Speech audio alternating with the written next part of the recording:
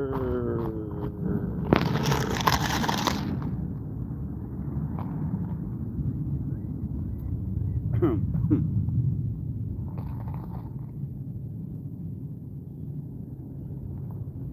time on Big Brother, we had a final three of Chelsea, Cam.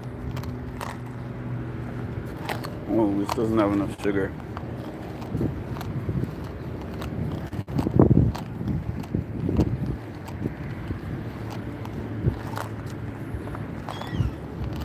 Anyways, we had a big three of Chelsea, Cam, and MJ. Now, we had a part one and a part two of the HOH competition. I'm just testing my memory really, which I know it's not that great. But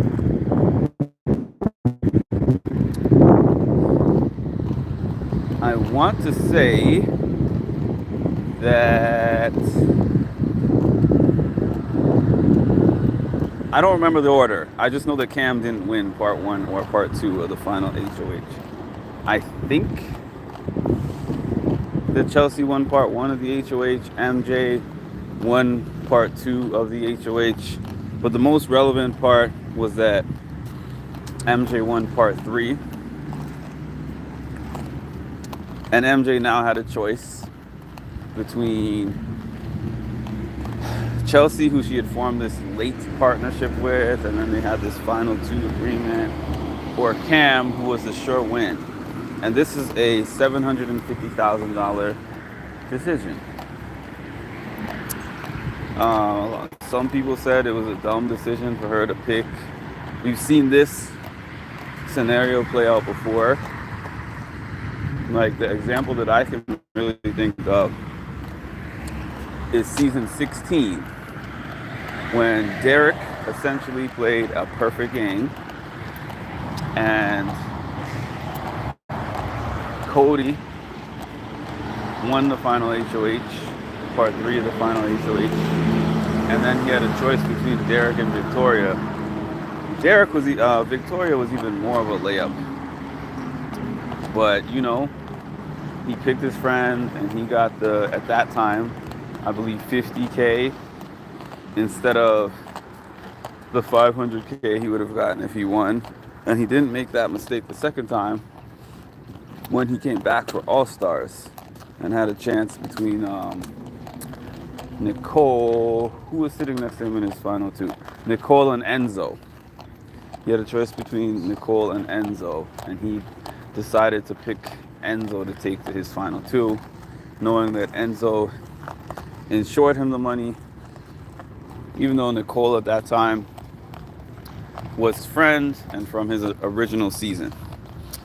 Anyways, what has that got to do with now? Nothing. I guess I'm just giving y'all a recap.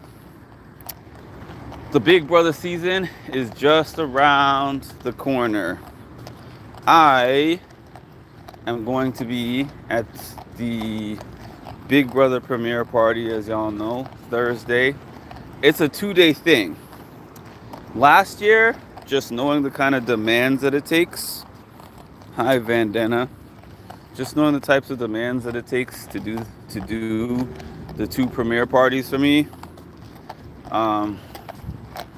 Last year I took the 2 days off. I took the Wednesday and the Thursday off. This year I don't have that luxury, so I will actually be leaving for those parties straight from work, and that's gonna be a tiring thing.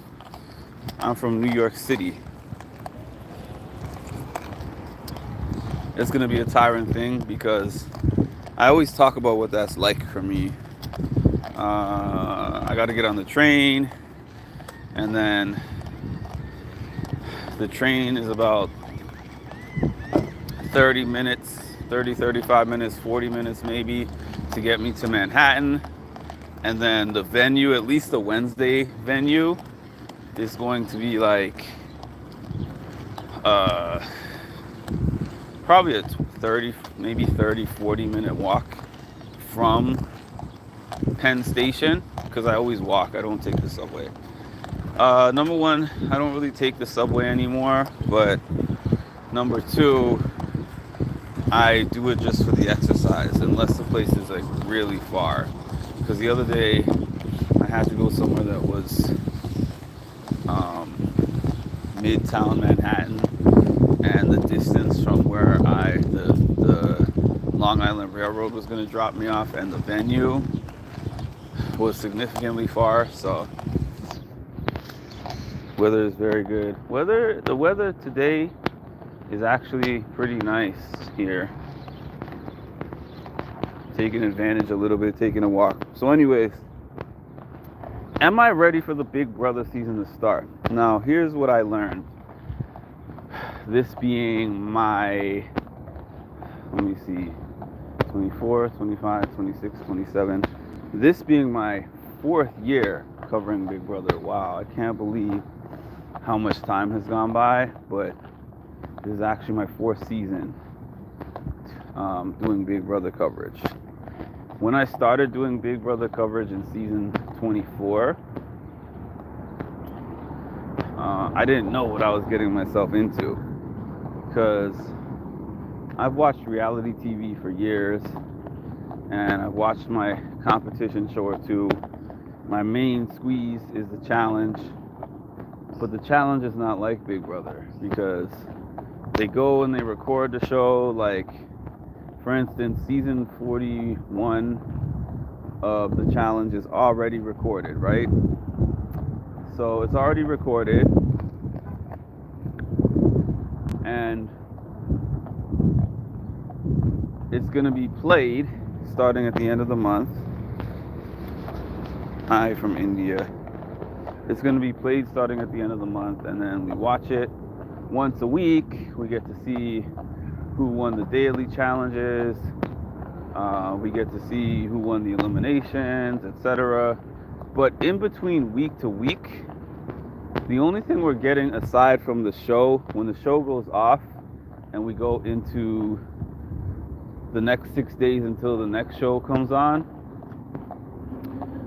maybe we'll get some drama from them arguing or fighting on Twitter from them arguing or fighting about different things on Twitter, like the castmates.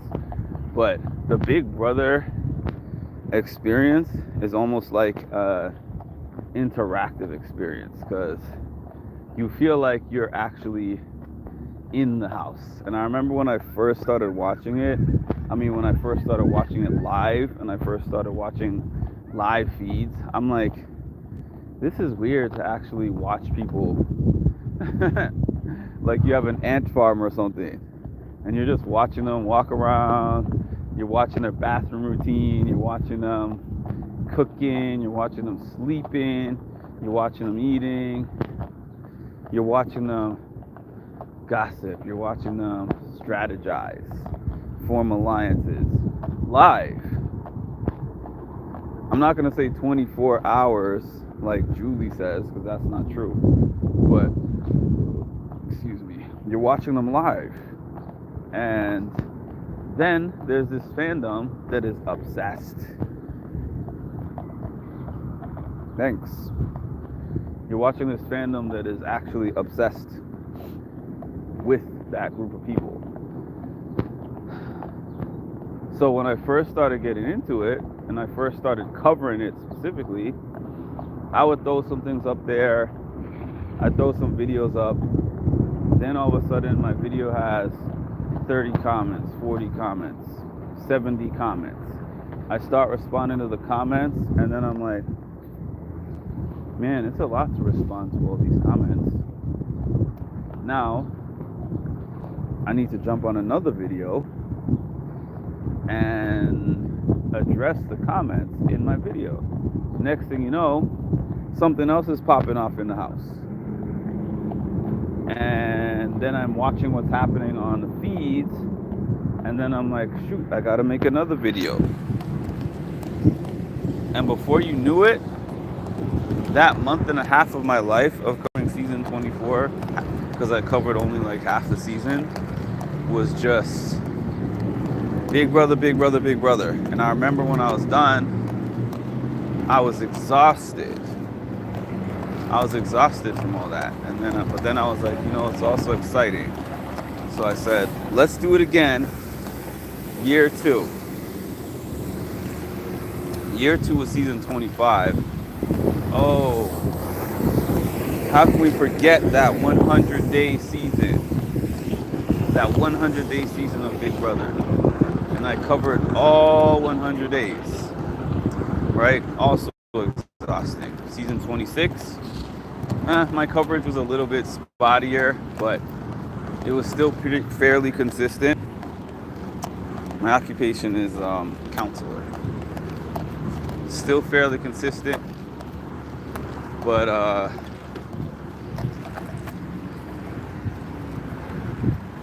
much less than the previous season. But anyways, my point is, you can't fully prepare for Big Brother. I'm just mentally prepared for the fact that when the actual season gets rolling, it's like an avalanche. And then when the avalanche is done, you exhale. That's when you exhale. You exhale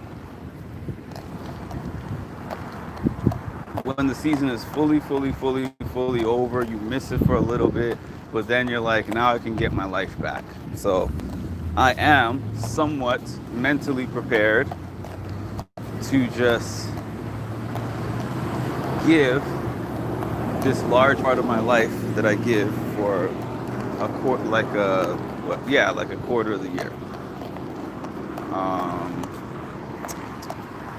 Big Brother is an investment. I say this all the time. Big Brother is not just a show, it's an investment. Even if I was just a fan, I am just a fan, but I mean, even if I was just a fan that didn't do coverage and I was just watching it 100% just for my enjoyment, I'm just watching on TV and I'm just watching the feed, it's an investment. And then once you get into the feed, right, because the first live season I actually watched wasn't 24, it was 22. But season 22, I wasn't watching the feed, so I was just watching the weekly episodes. I steal dandelions. Watching the episodes, completely different thing than watching the show. I promise. Because if you just watch the episodes sometimes are not even an accurate representation of what's happening in the show. It's just, I think I'm going to take it. It's not an accurate representation of what's happening. Because the edit do not do the show justice that it does in 75% of the time. Like you'll watch the feed and then you'll see it when they spun it, and it's like, man, you missed some critical pieces in this story. Like, how could this story be told without these characters, without this part of the conversation? It's like how people complain when a movie comes out and the movie is based on a book and they've read the book and they know all the details. Um, they know all the details coming out in the book, and sorry, I was thinking of two different things at once. They've read all the details in the book, like they read the book cover to cover. I've heard people say this about, let's say, a Lord of the Rings. Despite the fact that the Lord of the Rings movies were really long and detailed, right? Um, you can never have all the details that you're going to have in the book. And then also, sometimes the characters,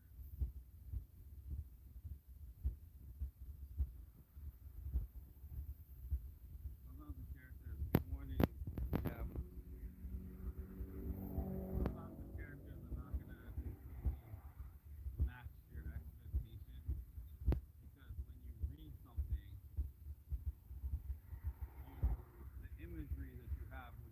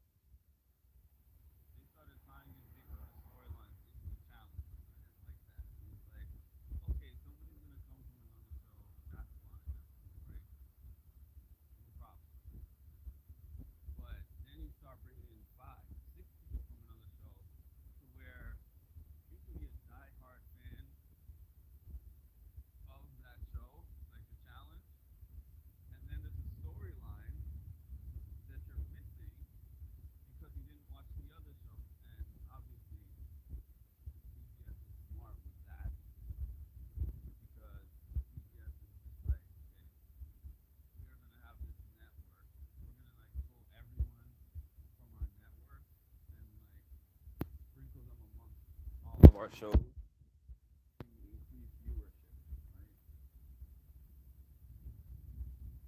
So basically, there was this storyline with Bailey and Casey, where I don't know, maybe it was like Casey was gonna throw Bailey in, or Bailey was up for elimination or something. Casey didn't protect her. It could have been something like that. I can't remember the exact details, but yeah, essentially. Now Bailey was like crying and saying, "Oh my God, when we were on Big Brother."